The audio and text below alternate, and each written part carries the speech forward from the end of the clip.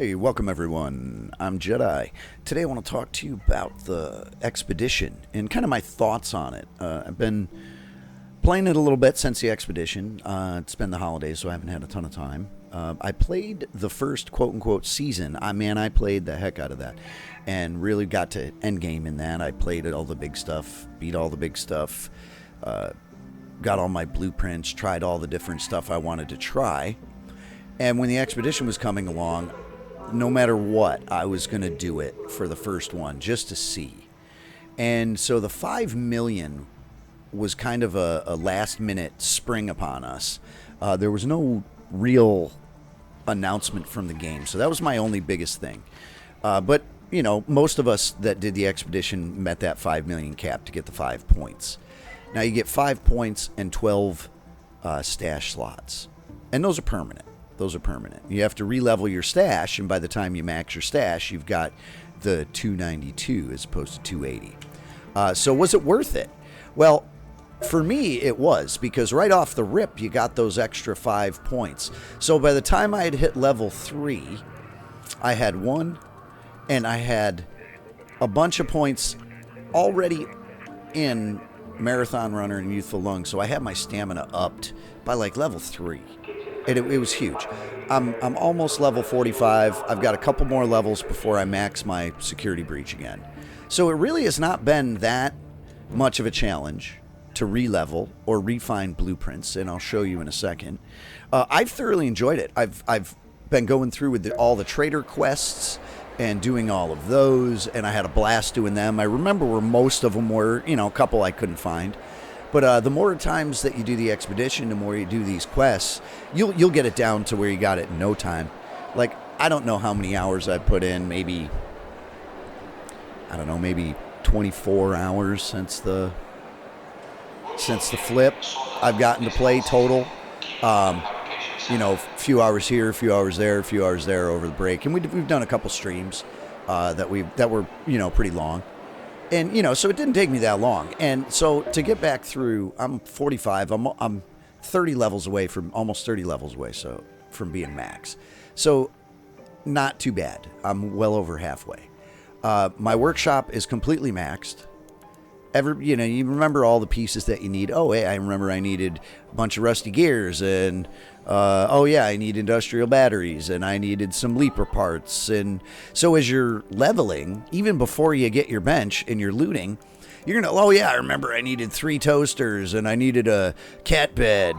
And so you know most of the stuff that you need to do all the leveling. So by the time you get through and you level up enough to get all your benches in, and then you click it and you start tracking all your materials that you need. For level 1, you can build a lot of them or buy some from Celeste with seeds to get it, you know, from level 1 to 2. And then 2 to 3, you know, it's like the Bastion, the Bombardier, and the Leaper cells that are going to cause you the most grief to get those.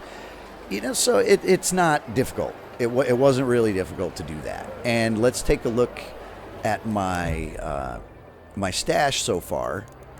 Is pretty good, man. I've gotten some perp weapons. I still don't have the security breach skill back, so it's changed the way that I play and some of the items that I need to pick up because I don't get them as often. Now I have to craft them, like the explosive compound. So I've been picking up a whole lot more oil and stuff like that. Different components. I've been picking up a lot more of the crude explosives, so I don't have to make it. Because crude explosives and arc steel make the new Seeker mine, or the Seeker missile, grenade, whatever it is. It's like the little single-fire wolf pack, where the wolf pack fires a ton of them. It fires a single one. And they're great against the small flying arc. So we're going to go down, check out, and I mean, you know, I've got the stashes maxed already. I'm back up to almost 500,000. You know, so I already know that we're going to need 5 million, so I'm already planning on it from the beginning of the run, so that'll make it much, much, much easier. And now blueprints. Let's go through, and I had a couple that I really wanted that I passed to Recon. I passed all my favorites, the things that I knew I used. Anvil is by far my favorite gun in the game. I use it all the time. This is one of the rare moments that you will not see it actually in my inventory. But it's almost every loadout that I have is the Anvil, and either just the anvil or the anvil and something else, something usually to deal with people. So I kept that. I passed that along to Recon, who is not doing the flip. I passed him that, the Venator, a couple other items, my silencer too. Just, I think it was like 8 items. Wolfpack, Blueprint. Oh, and one very important one, I did pass him the Looting Mark K3 Survivor. This was the one above all that I wanted to get back. It took me forever to find it, and I found it like 4 or 5 days before the flip. So I was like, you know what? I'm not gonna use this and learn it. I'm gonna pass it off to Recon so I get it back after the flip. And I passed him the Silent Suppressor 2 because I use it on so many weapons. And that was it. Like, it was a few weapons, or a few blueprints. I mean, I passed him a whole inventory full of stuff, but a lot of the stuff he just kept because he needed it, so I didn't really care. So I just only wanted about 4 or 5 of them back. Got them back. Now let's take a look at my blueprints. With the blueprint rate, this is all the stuff that I have found since the flip. The only stuff that I got was this, medium gun parts, the anvil, and the Venator. That was what I got back from Recon. Everything else I've picked up, and the Looting Mark III. That one I did get back. But everything else I found. Like, we got the Aphelion blueprint live on stream in literally the very first box we opened. On, whatever run. Oh, it was in Stellamanus. Stellamanus solo runs. And it was literally in the first box we opened.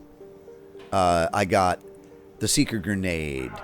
I've found about 10 defib blueprints. I've given them away in solo runs. So the blueprints are dropping. The Trailblazer Grenade, got that blueprint. The Deadline. On one run, I came back, I think, with 4 blueprints. I came back with the Showstopper, the Deadline, and a couple others that I did not have in one run, on one night run. So it was great. So the blueprints are there. So kind of all in all, my overall feelings on it, I loved it. Like, I played a lot of DayZ back in the day, and if I had a really great run over a day and was totally kitted to the gills at the end of the day and I was finishing, I'd just log off and then pop back in. And usually if I started and I was fully kitted, it really wasn't any fun for me. Like, I wasn't just going to look to hunt for people. So a lot of the times I would just off myself, and I'd fire a bunch of rounds and then just off myself and let people know, hey, there's a body here. And they'd come find it a completely kitted character. And then I'd go start fresh. Because for me, part of the fun is going through and not being maxed out. Like, it's changed the way that I play the game this time through, and I've had an absolute blast. It's changed a lot of the weapons that I used, the grenades that I used, sort of tactics that I played with. Another thing you can do is try naked runs. And if you want me to put together a little video on that, let me know in the comments below. And guys, that's really it. Recon did not want to do it because he didn't want to go through all the steps, but he was also not fully endgamed yet. So there was that for him. So it wasn't worth it for him to do the expedition. Now, some people that did the expedition hate it. And they're like, man, I can't believe I've got to do this all again, and they're hating it. So it's a personal thing, guys. But for me, it was 100% worth it. Those 5 extra skill points, absolutely worth the grind to get the $5 million bucks, because they drop as soon as you come in. As soon as you get your first chance to lay down skill points, they're there waiting for you. So next time, it'll be another 5, and then another 5, and then another 5. So eventually, we're going to be able to unlock the entire skill tree, and you're going to get 12 slot points. So now I'm at 292, and I'm at 288 right now in my slot. So how many times in the last run did you go, man, I just want a couple more slots, and I've got to go through and crush stuff and level stuff up? Like, I've got a bunch of not level 4 weapons. I've got a bunch of stuff that doesn't have mods. So I'll start, now that I'm in like mid game, I'll start condensing my inventory into the parts that I know I need to upgrade the good stuff that I want. Because I've already gone through this. I already know what I want. So my inventory is going to change. You have a few phases of your inventory as you're re-leveling. You've got the real beginning phases where you got to pick up like your big fours. You know, you got to pick up the big fours. But then once you've got a couple rows of them, it's fine. Because you got stuff that breaks into it.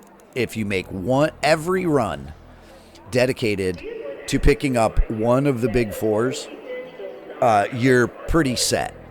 Like if you just make one run about having one of your slots dedicated to one of the big fours, either all chemicals, all rubber, metal, or plastic, every run until you get to about level 20, you're never, ever, ever, ever going to have to worry about those parts again, and you can pick them up as you need them as you go through. Like, as I get lower, I know I'm going to need to go on a metal run.